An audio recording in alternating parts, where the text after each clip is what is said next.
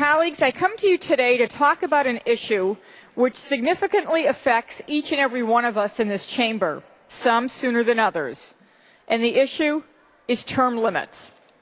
We know that the people of this great state approved term limits in November of 1992.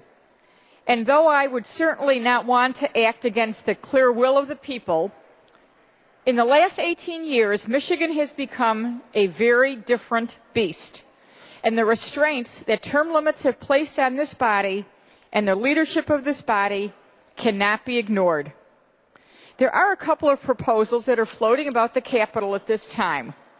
My proposal, Senate Joint Resolution X, would allow a member to serve 12 years in either chamber, a proposal that was initially proposed by the late Senator Glenn Stiles, who championed term limits in this state and then saw the damaging effect that they had on the ability for members to build and maintain strong working relationships. There is a similar proposal by Representative Mark Meadows as well. And it should be noted that both of these proposals would, of course, need the people of Michigan's approval before being enacted into law. Term limits were enacted to rid our state of the idea of career politicians. And you can argue that to an extent it has done so.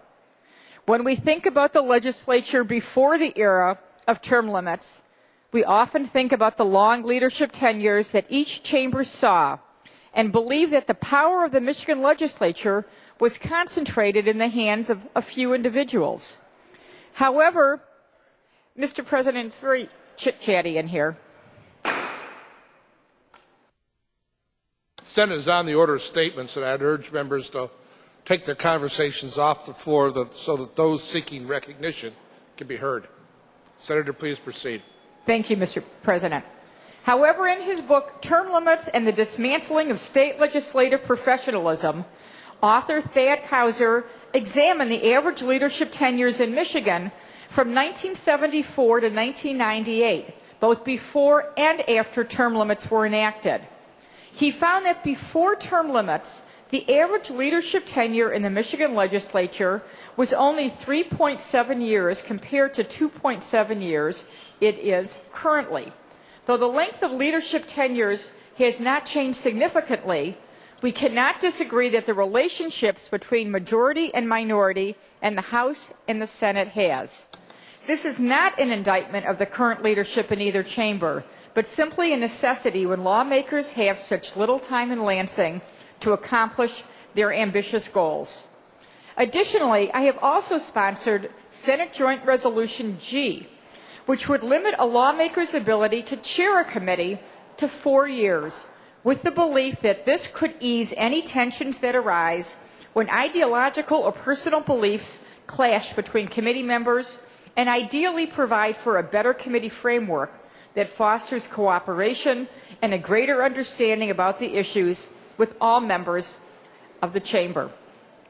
We hear constantly that Michigan is broken, that Lansing has fallen into partisan politics that so often stands in the way of progress. Let's take a hard, earnest look at term limits and present the people with an alternative that may alleviate some of the contention that permeates our legislature. It should be noted that Senate Resolution X does not allow for anyone presently serving to take advantage of the change of term limit length. If we are going to bring this to the people, it cannot be self-serving. It must be for the good of the state and not the good of our careers. Thank you, Mr. President, and I move to have my remarks printed in the Journal.